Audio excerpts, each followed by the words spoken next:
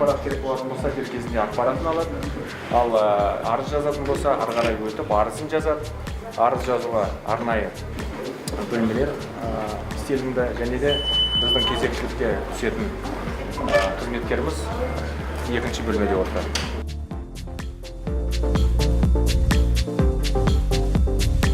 Елбасымыз өз жолдауында полицияның осы сервистік модельге көшіру бойынша ерекше тоқталған болатын. Сондықтан біз ішкі істер министрінің нұсқау бойынша және де облыс әкімінің қолдауымен осы бүгін Тараз қаламызда бірінші осындай азаматтарды қабылдау офисын ашып отырмыз.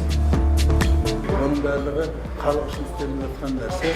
Енді халқымыздың күннен күнге абыройы асып, халқымыз мәдениет жағына көшіп жатқанына мен өте риза болып тұрмын.